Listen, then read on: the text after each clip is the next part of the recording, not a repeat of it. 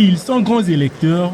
Les conseillers départementaux et municipaux de Brazzaville ont pris d'assaut la mairie centrale pour exprimer leur droit de vote ce dimanche 20 août au titre des sénatoriales de 2023. Selon les tendances issues du dépouillement, Pierre Ngolo, Gabriel Ondongo, Théophile Adoua, Lekomba Nelumeto, Jean Dodje Kourissa et Andrea Sassou Nguesso sont des potentiels élus. Ondongo Gabriel, Adoua Théophile.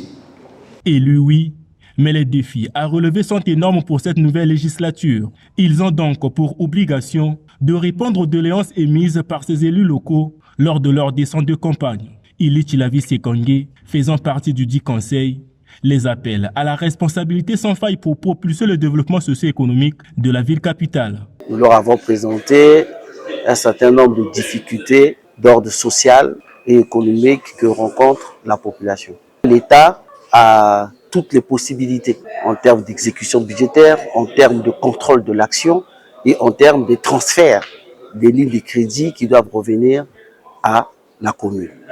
Nous profitons encore pour dire aux élus qu'ils ne mettent pas dans les tiroirs les notes et les textes issus de nos rencontres, qui sont comme des accords. La place des conseillers départementaux et municipaux dans la politique de développement des collectivités locales n'a pas échappé à cet élu local qui a su mettre un accent particulier sur les compétences des élus locaux. On les a rappelés pendant les descentes qu'il y avait des lois qui ont fixé des compétences et qui ont transféré des compétences pour le développement de ces collectivités locales dans tout l'ossature et l'architecture des lois conformément aux objectifs de décentralisation. Nous leur avons dit aussi pendant les descentes qu'il faille qu'une toile, une architecture soit aussi revue au niveau des actions des conseillers pour leur permettre de travailler, mais vraiment d'être présents sur le terrain. Cette architecture parle aussi de l'organisation, qu'on puisse donner ces outils et ces instruments aux conseillers pour pouvoir mener leur action.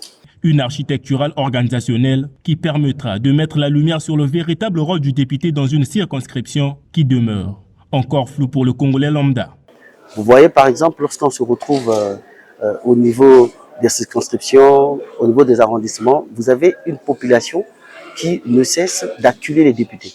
Et parfois, ils commettent une confusion où ils pensent que c'est les députés qui doivent pouvoir venir régler leurs problèmes. Mais on oublie que le premier travail de proximité est fait par ces conseillers qui doivent remonter ces informations dans des rapports et qui doivent être pris dans une certaine organisation pour que cela soit pris en compte et que des actions soient prises pour corriger, bien entendu, ou venir en aide vis-à-vis de ces difficultés qu'ils rencontrent. Mais la population accuse les députés qui, eux, en réalité, sont au niveau national. Et cette confusion-là, simplement parce qu'il y a parfois une absence de l'action de proximité des conseillers dans le cadre de ce développement local.